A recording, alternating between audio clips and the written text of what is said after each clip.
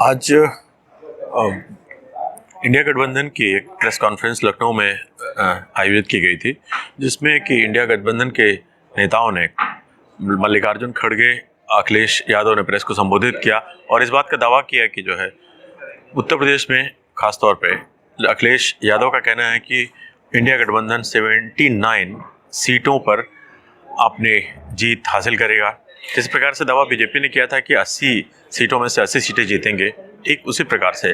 आज इंडिया गठबंधन ने भी जो है 79 सीटों पर अपनी जीत का दावा किया। खासतौर पे देखना ये होगा कि जो अब 4 फेज का चुनाव हो चुका है लोकसभा का, और बाकी 3 फेजों में चुनाव जो होना है उसमें अवध और पूर्वांचल और कुछ सीटें जो हैं वो इस बेल्ट की होंगी, जिसमें कि कुछ सीटों पर तो पिछले 19 के चुनाव में 5 सीटें जो थी,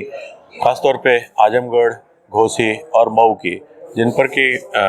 इंडिया गठबंधन या समाजवादी पार्टी ने जीत हासिल की थी, और उन जगहों पर भारतीय जनता पार्टी के उम्मीदवारों को मुंह की खानी पड़ी थी। आज अब जबकि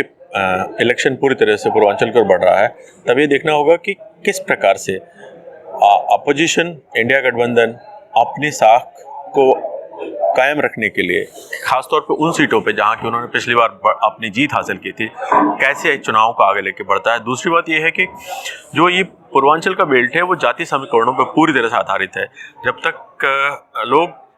जो लोगों का झुकाव है वो जाति समीकरणों पे होता है, ये आमतौर पर चुनाव में देखा गया है,